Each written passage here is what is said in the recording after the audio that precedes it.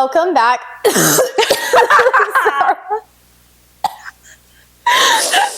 sucked some tortilla chips. Oh my god, came up my nose a little bit. Like my spit. Has that ever happened to you? Oh, where your spit comes up your nose? Yes. Take two. Welcome back to Feelings and F-Bombs. I'm Madeline. I don't know why. I had this intrusive thought that I was going to forget my name. I couldn't. I'm Alexis. You know what's so funny is I almost said I'm Alexis, but I had to tell myself, no, your name's Madeline. So maybe that's why I just like got it in there. I was like, we don't know our names. Telepathy. What's happening? No, we don't. Oh my gosh. Okay. I'm Jackass. Who am I? Is Jackass a thing from the Jackass show? Oh, they would say, this is Jackass. Okay. Okay. I think you're saying you're Jackass. I was like, is that a person? No, it'd be I'm Tweedledee. I'm Tweedledum. There we go. Okay. Welcome back to the podcast. I'm Madeline. I'm Alexis. Thank God. I remember that. Thank God. Those are our names. We have our poop drinks. Yes. Brought to you by some guys selling them at Sam's, and I got dwindled. But they're actually really yummy. Yeah. Thanks, some guy. They're healthy, right? Mm-hmm. And he probably thought that I wasn't going to come back because they were having a deal. Do you like it or no? Yeah, I do. Yeah, I like it. It is like a healthy Jolly Rancher. Yeah. It's like a grass-flavored Jolly Rancher, but in a good way. Yeah. I like earthy tasting shit. Like I love matcha. I like just like bland food. I'm a texture eater, so but yeah, this does it for me. I like it. Does all the things. And I got a deal. They were selling two. They're typically $35, like pretty big jugs, but if you get two of them, it was $40. And so I wanted this one, and I told him, I was like, well, I want to get one for my husband, so I'm going to go and grab a couple things, and I'm going to come back. He probably didn't think that I was going to come back, but I came back. He thought you were doing the like, sure, I'm just going to think on it and be back in a second, and then never sees you. I need to go have my husband make the decision. No. You said, I make the decision. I'm just checking in that he wants this flavor. Exactly. We are a partial party. So I check in with my husband because I want him to also enjoy the finer things in life. Yeah. That's very nice of you. I know. To not just like hoard all the nice things in life. I know. So you're here to suffer, actually. Yeah. Well, what has you fucked up? So a good fucked up is that my bestie moved like basically across the street from me now. So I have to drive, but I could technically walk. That's how close it is. It would be a walk. I walked there the other day. So we went on a walk. Yeah. And I literally walked to her. I walked to her neighborhood, the front of her neighborhood, but I was about to walk to her house, and then she like met me. Because she was like, meep. Yeah, she just like went right out. And so, yeah, she's literally close enough to walk to. It would be like, I'm going on a walk with my dogs kind of walk, not just like hop, skip, and a jump away. Yeah. This is the first time in like over a decade that her and I have been in the same town, because she's been like south, I've been north, like all the things. Yeah. And so it's really nice. We've been spending a lot of like very cutesy, like girly nights watching movies or like hanging out with her and her baby. Like it's just this lovely, like she calls her house Barbie Dream House. And like anytime I'm over there, it's like the lighting is perfect. It's just girl time, like peak girl time, peak girlhood. And I just love that, because now that she's single and has her own house and stuff, it just feels like Barbie Dream House. Like I love it. So it's been so nice. It's been like, I don't know, having like my sister home, like is what it feels like. So it's great. Oh, that is so sweet. You know what I just realized too? Is I hope you're watching Lexi's Bestie, because I know where you live, although you have not told me where you live. Because we sat here and we looked it up.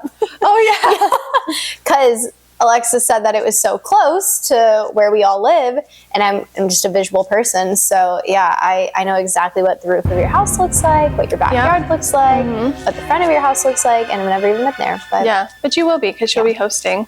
Yeah, I don't think it's that weird. Let's also, like, I know this person in real life. I actually hang out with this person too. Yeah, we have a book club. We're very adult. Very adult. It is high intelligent conversation that happens at these book clubs once a month. Higher society thinking. Truly. Yeah, it really is. It's just like the creme de la creme. This is only the people who are doctors, lawyers. What's kind of funny is like half of that's true. I mean, we all are very educated. We are actually all very, very educated women. But wow. But not the monstrosity of conversations that we have. Yeah. I love it. It tickles my fancy. Yeah. It's perfect. It's great. It is like that comforting space where it's women of all, like, not all walks of life. Like, we all live sort of parallel lives, but like, we're all different and we are like educated and smart, but then we just come together to like fuck around a little bit, like just have fun. We make cute little snacks and then we like sometimes talk about strange things, and that's great. I love it. Yeah. You know what's so cool too? I never even thought about. We genuinely, and maybe this is just because like we're all adults now, but genuinely every single person in that book club has very different personalities. Yeah. Like I've never thought about that. Like I think there's like some intersecting characteristics, but we all have very different personalities. Yeah. I think that's what makes it so much fun too. Yeah.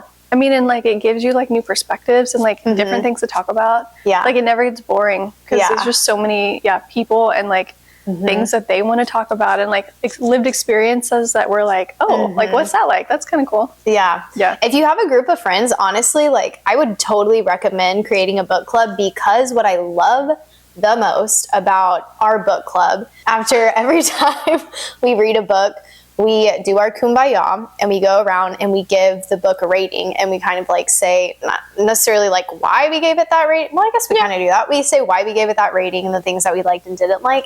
And it's just so funny to hear like who thinks some things like stuck out to them and who's like, oh no, like this was absolutely not the book for me. Because I've been that person where there was a book where everyone was like, we loved it. I was like, I could not finish it. Yeah. That was my, what is it? Did not read? Yeah. DNR? Did not finish? DNF? DNF. DNR, do not resuscitate. No. Don't resuscitate me. Not if I have to read that book. Not if I have to read that book. Fuck that. I'm out. Yeah.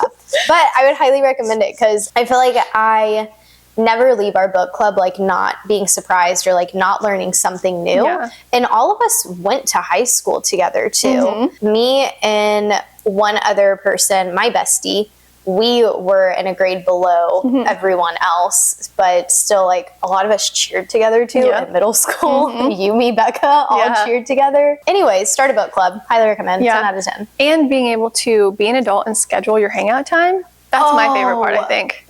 Yes. Chef's kiss. Never, ever, ever would I have seen you guys like I saw you guys. Like the amount of times, the regularity. It would always be like something comes up or like you prioritize something else. But like having a scheduled play date basically with your friends to be like, we have a purpose and we're going to all bring like cute little snacks and we're going to all talk about this thing. It's like you have to show up. And then when you do, you're like, oh, this is so fun. I love that we do this. Instead of it being like it's not hard to schedule like that anymore. Yeah. So I like it. I love it. Yes, it is. It's a scheduled play date. And realistically, we talk about the book for probably like 30 minutes to an hour. There's been a time where like a book just wasn't it for a lot of us. And I think we talked about it for 15 minutes. Yeah. But then we hang out for 2, sometimes 3 hours. Yeah. And it really is. It's so nice to just have something on the schedule, know it's going to happen. Yep. Shout out to the creator of this book club. You know who you are. One love. So what has you fucked up? Oh yeah. What has me fucked up? So if you can't tell, my energy is a lot higher. Or I don't know, maybe y'all haven't been able to tell because I'm just such a good performer. But now that I'm in my second trimester, bro, I have so much fucking energy again. Yay. And I've always been a high energy person. And so it's coming back. And I was telling my husband how I made this peanut butter stir fry, which used to be one of my favorite meals to make in college because it was super cheap to make, but it felt like so luxurious whenever I would eat it. Because it's like frozen stir fry veggies. Know why my Hispanic roots just came out. My veggies. Frozen veggies, a peanut butter sauce that you literally can make. I mean, I do it with a couple other things, but as long as you have sriracha, soy sauce, and peanut butter. Love that. Then you can make that with some water. I add oil and then I add chili garlic in it just to... Oh, I love chili garlic. Yeah, it just adds a little extra something. But mix that shit up. I get tempeh, but I've also done it with just the veggies. And then I cook some noodles, which takes like, I don't know, 8 to 10 minutes. And then I throw it all together once it's all heated up, stir that shit up.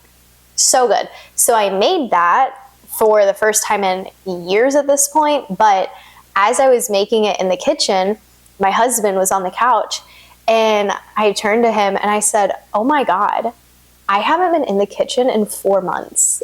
And he was so sweet. He was like, yeah.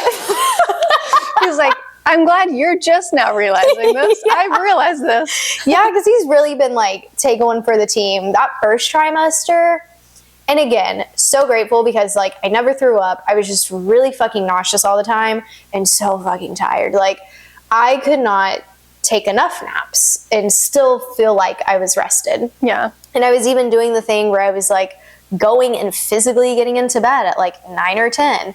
I would maybe be on my phone for a little bit, but some nights I would just like not, and which is good, you're supposed to do that. I would just not get on my phone and I would go to sleep and I would still wake up and like tired as can be. So yeah, shout out to my husband, love you bestie, for cooking and like cleaning and keeping our house in order because man, it was fucking rough. But I'm glad to be back, people. I'm now doing the thing where I can do like 3 different things at a time, which just like scratches my ADHD brain. But I have learned the power of rest, and so I'm practicing that more too. My husband has to constantly remind me that I am growing our child, and so I need to eat and sleep.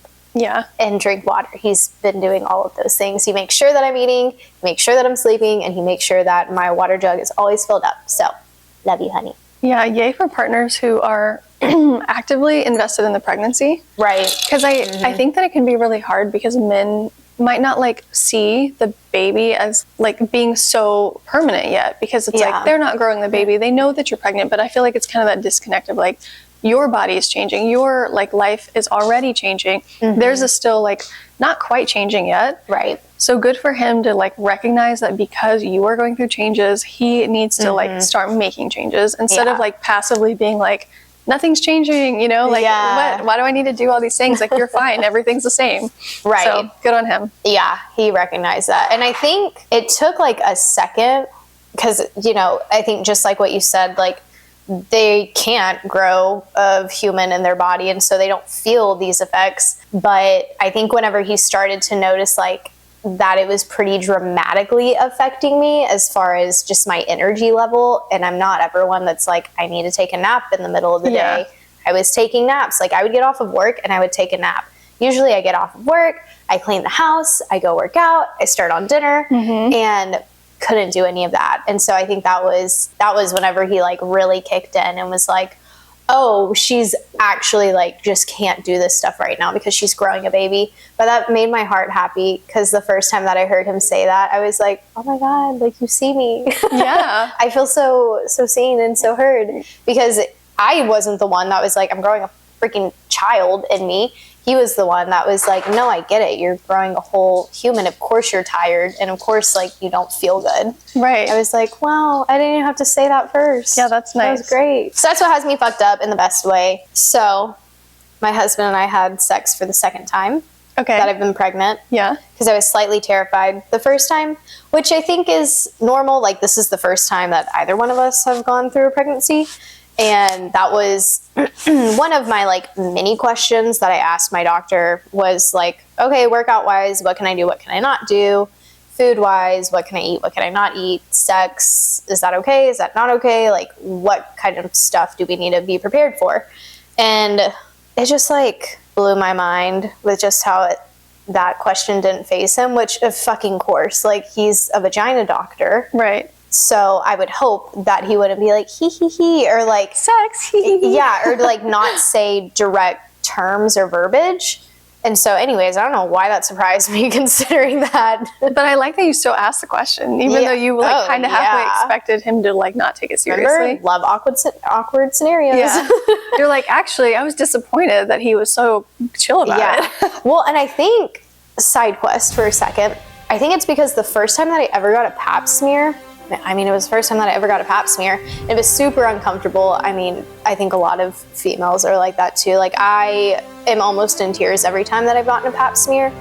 And she was talking about just like, I guess, my mucus or something, and was like making a face, was not using like correct or direct verbiage. And I was like, bitch, I don't know. Like, my hormones are pumping. I don't know.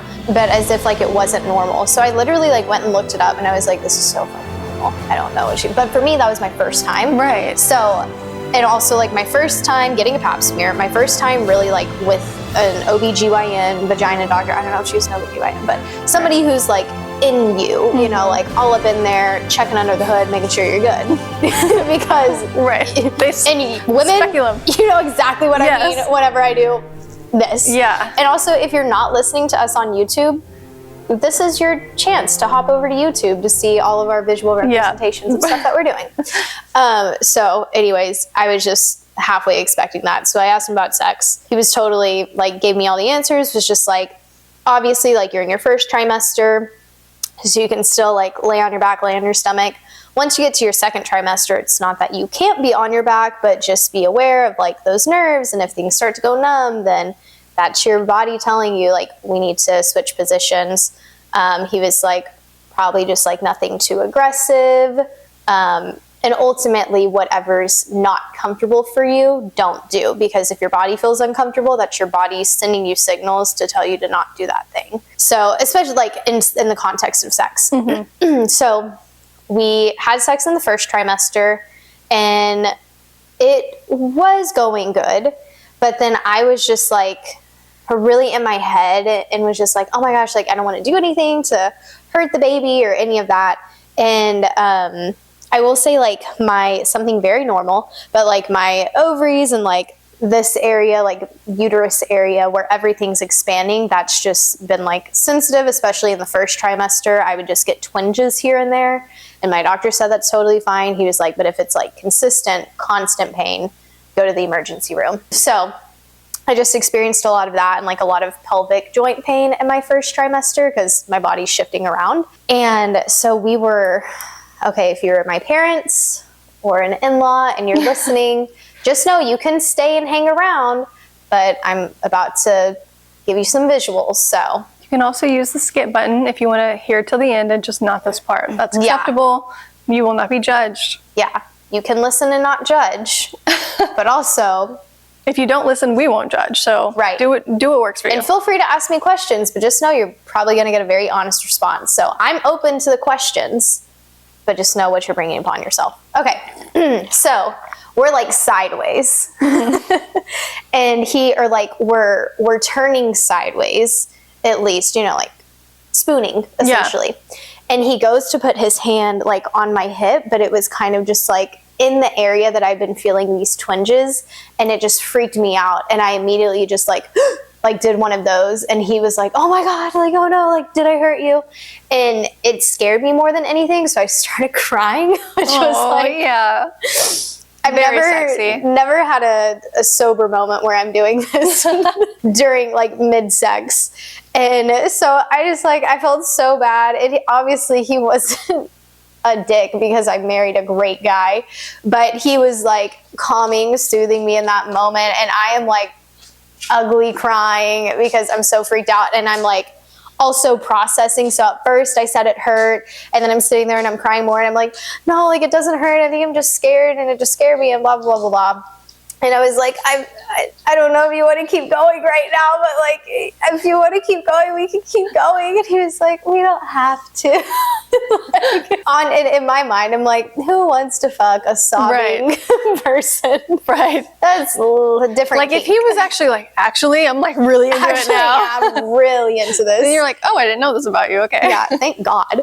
So anyways, that came and went. Then we just recently had sex for the second time. So yeah, it hasn't been happening a lot, but we're getting there. And also like my sex drive is getting back, which is normal in the second trimester. So anyways. Well, I can't imagine if you're so exhausted, you want to sleep all the time, that you want to be jumping his bones. I cannot imagine that happening. And even whenever I'm horny, that's still not like, it's not giving me enough energy to want to have sex. So then here we are in the second trimester. We had sex and went great, you know, able to go all the way through. But new development is whenever he's on top, I can like just feel pressure. Not like, and I think this is why people say like, oh, I think your dick is hitting the baby. because I don't think it's necessarily that, but because just like everything else in my abdomen is moving around, like I've already been experiencing a lot of pressure there, that I just like, I felt pressure. Yeah. And like, I could even see like a little part of my stomach that was like going up. Interesting. Yeah, so he couldn't go like all the way in, which I again felt bad. He didn't care. But whenever I was on top, I guess just because I could like control it a bit more, that worked. It was fine. And yeah, and like he was actually able to go all the way inside, or at least like what felt like it on him and for me. I mean, maybe it's just the way your organs were settling. I think it was, yeah, just like the angle. Yeah. Because that's what they say, like with doggy style, it gives you like more room. Mm-hmm. And so I was like flat back. So like my butt's curled under essentially. And so I think that's why, but yeah, it was just like a weird sensation. Yeah. But yeah, I made it through just like pros. Maybe next time you can try I'm not pregnant, but just knowing sex. Your favorite pregnancy sex style. Pregnancy sex position. Right. Let me just, because I haven't been doing all of the things I should be doing. Okay. It's fine. I'm tracking my cycle. Good. It's fine. Okay. Mm-hmm. God, I'm just nervous about it, and because everyone and their mom is pregnant around me. Dude, it's in the air. Right. You gotta be careful. Mask up. I was about to say I should have put a mask on before I came over. Mask, glove up, something out there. I'm not ready. Me either. I was gonna say though, maybe if you tried like the pillow thing, like, you know, like putting a pillow just under your back. Oh, yeah. I wonder if that would be worse or better. No, probably better. Because right now, whenever I go to Pilates, now that I'm in the second trimester, I have to get a wedge. Like they have a wedge for people who have just like spinal injuries, back injuries, but also if you're pregnant. Mm-hmm. That way I can still go, because you can't be like all the way on your back. Yeah. But I did that for the first time. Like I had my first Pilates class in the second try. And I was like, whoa, this feels so much better on my back. Oh. And I just thought about times whenever I go to bed, I'll lay down on my back and I'm like, oh, this fucking hurts. Yeah. But it was magical. It was such a relief. So like the wedge specifically? Yeah, just like being elevated. Yeah. But I bet too, it would just like probably make sex more comfortable. Yeah. I'm actually planning on buying a wedge for myself for my crunch classes. So I'm about to bust that thing out in the bedroom. And to sleep. Honestly, maybe. Yeah. I mean, my lash lady, like, she knows that it gets uncomfortable just having like your legs flat because you lay down for like an hour. Mm-hmm. She put a little thing under your... She does, and it does relieve my back a lot. Like I like it, and it's just like a little like wedge like this, and then it's kind of like that, so you can just put your legs up. It's great. Wow. Like you could sleep in it. We'll see. So I have we're totally changing topics. Yeah. There's no easy segues. We're not segueing this. We are just hard stopping, moving to a new topic. We have our green juice. Don't talk to us. So I had a scary incident happen to me at this like little, if you imagine, I mean, you know it, but it's like for the audience, it's like Chipotle, sponsor us Chipotle. Once again. Like for Asian food. And I think it's like an Asian fusion maybe. I don't know. Korean fried chicken. Like that one's the best. I love that one. Oh, so good. Miso soup. I love it. Anyways, so I'm hungry. Actually, do you want to go? Yeah. Pause. Let's go. We just come back. We're eating. Yeah. So I was walking my dogs. That's like relatively close to my house. Mm-hmm. So on the street, there's this restaurant that I'm talking about, but then there's like a street of houses. Like, sounds weird, but this is the place we live. And I'm walking with my boyfriend's dog. So this is a new dog. She's like, imagine like a really big lab is kind of what she looks like. And so I'm walking her, and this guy on this like dirt bike thing randomly like pulls over. Mind you, it is 9 p.m. at night. It's like black outside. There's not a lot of street lights. There are some from the restaurant, but he pulls up to me and he's like, hey, do you have a Great Dane? I do have a Great Dane, but I'm not walking my Great Dane. That's so weird. But I'm like, okay, you know, in my head, I'm like, anytime I see a Great Dane, I notice it because like they're interesting dogs. And you do walk that path a lot, quite a bit. Yeah, I walk. I've seen you many a time, stick my head out the window every time. And I think I'm noticeable. Like I'm tall. My dog is tall. Like we make this like interesting looking pair. So I'm like, yeah, I do have a Great Dane. And I get a closer look at him and I'm like, oh my God, are you the guy who also has a Great Dane that I saw yesterday? Oh. So this is happening on Saturday. Friday, we recorded a podcast. Yeah. And this was the day that you texted me, hey, can you get your spooky cup. Ass here. You said, oh, yeah. And I said, oh yeah, I can. So I was already driving like a little bit towards your house. So I just went ahead and like did like that turnaround. Oh yeah. Well, I saw him the first time I drove by. I kind of slowed down because he had a beautiful, like very recognizable Great Dane. Never seen this color. And so we made eye contact, whatever. So then whenever I got that spooky cup, that you can see it in the last podcast, go watch it, I drove by him again. We made eye contact. Yeah. And then I like, whatever, came to your house, didn't think about it. So now this is the next day. And I'm like, oh, you're that guy with the Great Dane. And he's like, yeah. And he's asking me questions like, are my dogs friendly? How old are they? Like all of these things. And the dog that I'm walking is like starting to freak out. She's like trying to pull me away from this guy. And so I like am getting the hint, right? Also, it's nighttime. I'm alone. I don't love that. Yeah. We do live in Texas and I do have a gun on me. And so I'm feeling a little bit better. Yeah. But I still like, I have never used that on a person. Oh, like, yeah. I don't know. Like I've shot it. I don't, anyways. So, and like, you don't know what you would do in an escalated situation. Right. So I'm just like, I have the gun on me. I have a very large dog. So I'm like chilling for the most part. But I do kind of like, he asks to see a picture of my dog, my Great Dane. So I'm like, I don't want to have to pull out my phone and like him get close enough, right? Right. So I fake stumble back because like Nala, the dog, is pulling me. So I fake stumble like she pulled me too hard because she's freaking out. And I like hold my phone out like, sorry, I can't get any closer. Like she's really freaking out right now. I don't know what's going on. And he's like, okay, well, we should get our dogs together sometime.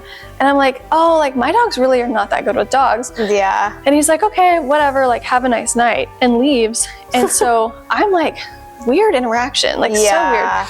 And that's like so hard to gauge because obviously like I know where this is going because we've lived this. Yes. We didn't know that we lived it together, but it's, you just don't, like, some people are so passionate about their dogs and like that's so normal to just like strike up a conversation. Also like we live in the South, people will just like come up and talk to you. But yeah, like 9 p.m. alone on a walk, you don't talk to a girl if you're like, you just don't. It's just it's odd, but it's so easy to be like, oh well, he's just someone who really loves his dog, right? And also like I get stopped for people to talk, like even if it's passing commentary, pretty much every time I walk. It's like, oh, he must take big poops, or I bet he eats a lot. I'm not kidding. I hear that one all the time. Like, I'm glad. Wow, your dog must take massive shits. I know, it's literally. They're like, gosh, do you have to carry around a garbage bag for his dumps? Like literally, like yeah, bro, 40 gallon. Right. And it's like, it's the same commentary. So at this point I could like probably look at them and like say it with them, but it's okay. They're just trying to connect. It's always the same. I always get stopped though. It's not like that crazy. Yeah. So I thought green juice was about to come up right now. I just couldn't imagine someone's like, hey, and then you're like, does your dog take massive shits? So let them like repeat it with me in sync. Yeah. Because that's how it is. Like it's always the same thing. Or that dog's almost as big as you. Anyways, I always get stopped for him. So I'm just like, whatever. And go on about my day. I go home. I am like, this is a couple minutes later, like we'll say between 10 and 20, because I have to walk home, I warm up my food, and then my friend that I'm talking about, who lives just across the way, sends me this video, and this is the video you saw, right? Yeah. And it's of that guy on that street, so this would have been moments later.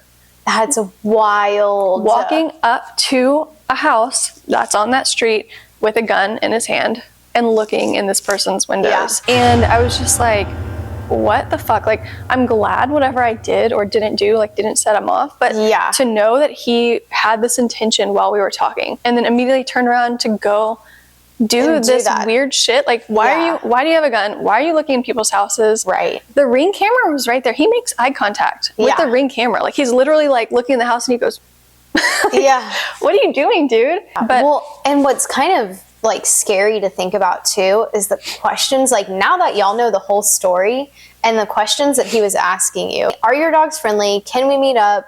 Kind of like, like, are they friendly is kind of the biggest red flag. How old they are, how many I had. And I was like, oh, it's like this one and the I other wonder two. if this person has ever seen you and the athlete walking together. Maybe. Sometimes y'all have, but I wonder if he hasn't, then he just thinks that you live alone.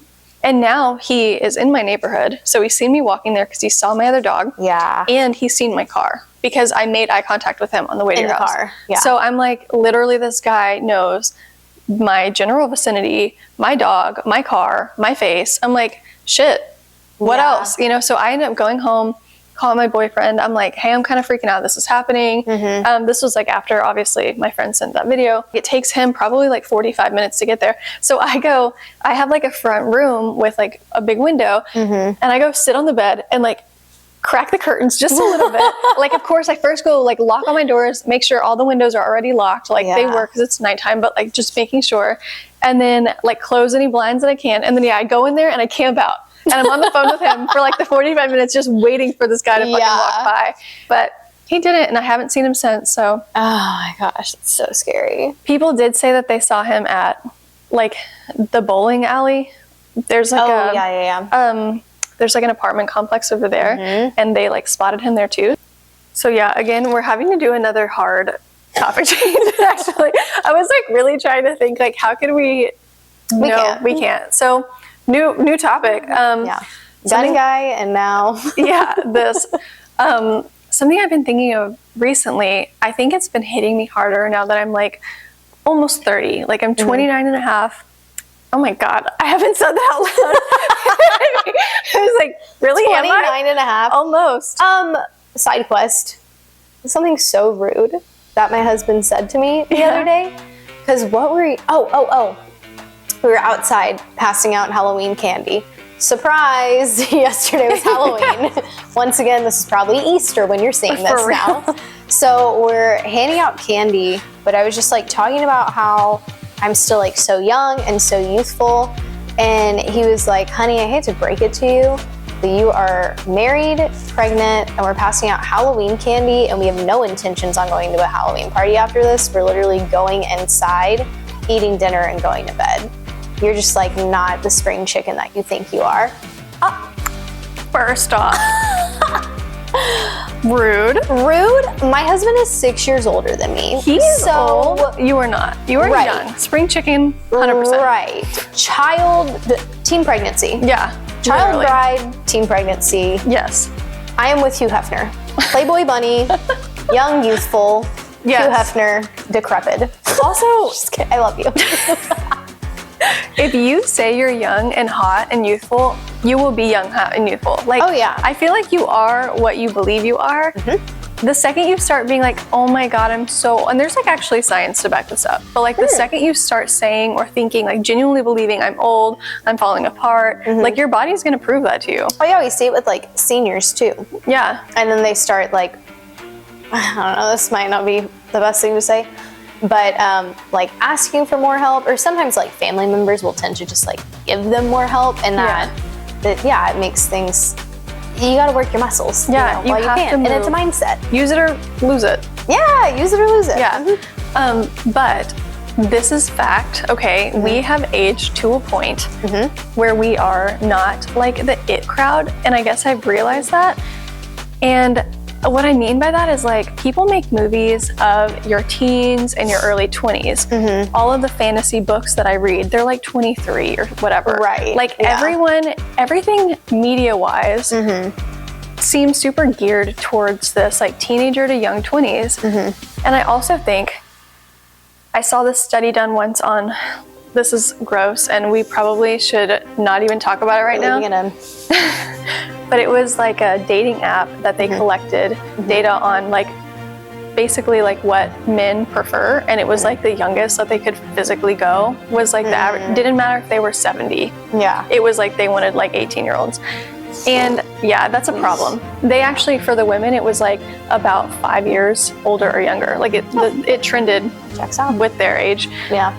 But I wonder if like all of these factors, like the media and like male preferences in general, like, or at least for that study, like if there's so much of these things that make it so like once you age out of being like 20s, you're kind of like young 20s, you're like, oh, I'm like, I am not it anymore. Like I am not the thing that is like as desirable. Or like seen or like fantasized. And I don't just mean about like men fantasizing, like literally people are writing fantasy books, but these girls are like 22.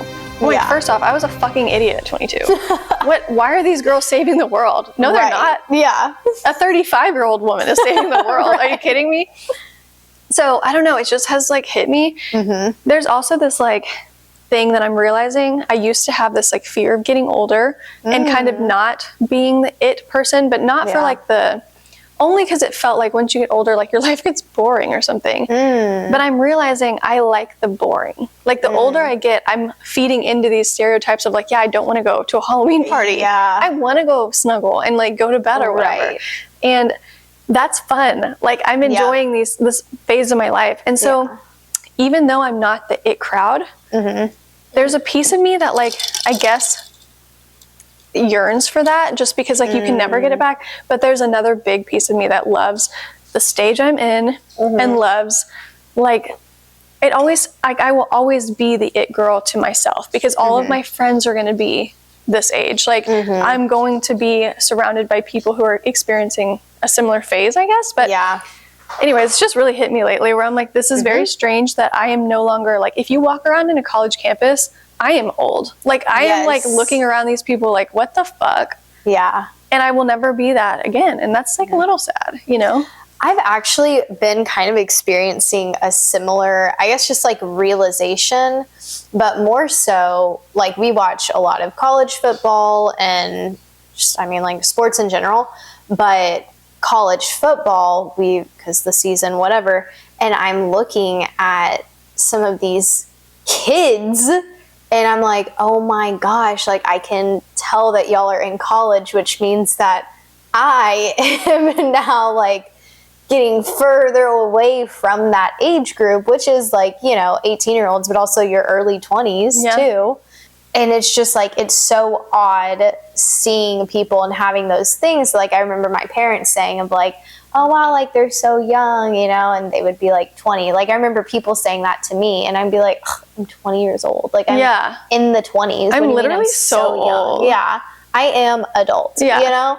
And so it's weird having that realization, but then also just seeing, like, who they are casting. Like, I don't know what I was watching the other day, but it must have been just, like, some news about pop culture, because I always just have, like, the news channel on whenever I'm working from home.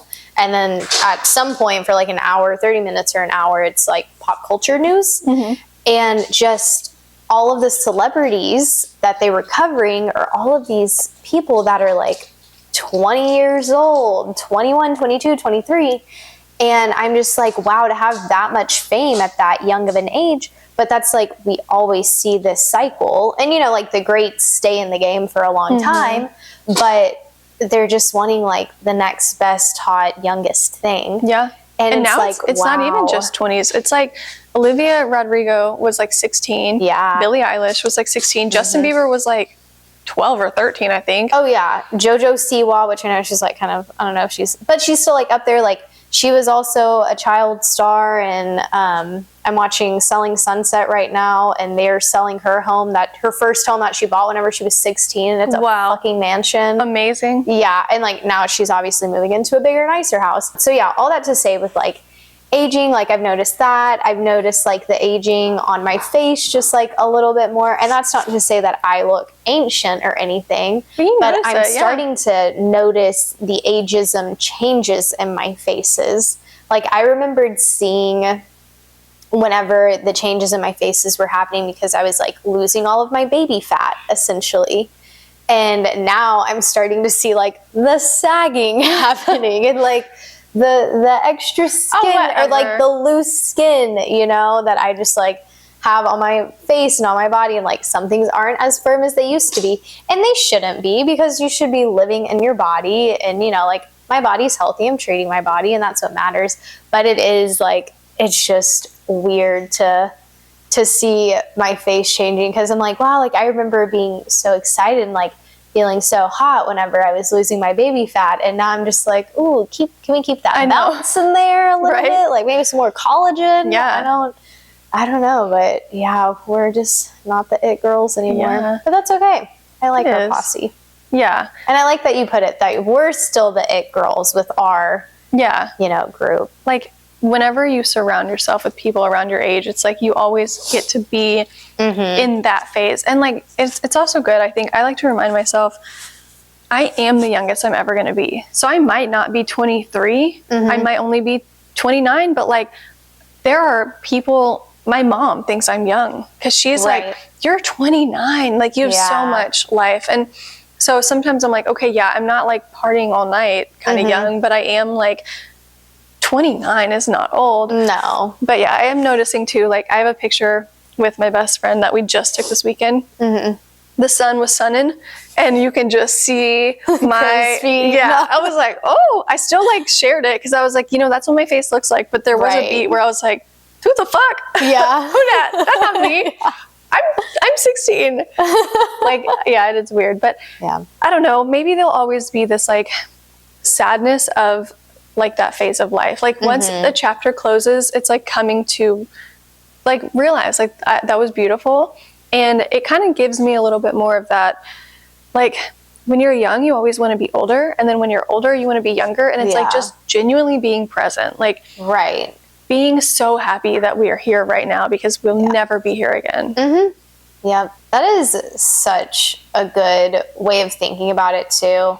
Because I feel like I see more and more of that where, I mean, I'm still one of those people, like, I do not want to be young. Like, I do not want to be school age young. I know some people are like, oh yeah, that sounds great. No. I remember being that old and not waiting until I could get out of that. And then I was out of that and I've loved life ever since. I mean, I love life then, not to be dramatic, but like, that's okay. I've loved life more being out of it than being in it.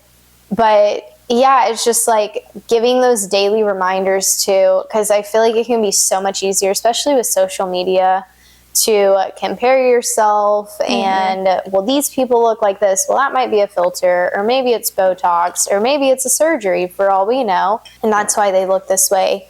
But instead of just like worrying that I should look this way, or like my face looks different than it did 10 years ago. Of course. My body looks different than it did 10 years ago. Of course it's going to happen. But yeah, how do we bring it back to just be like grateful for what we have in the current moment, appreciate it, because we're never going to get these moments back. And yeah, I think that's so important to remember.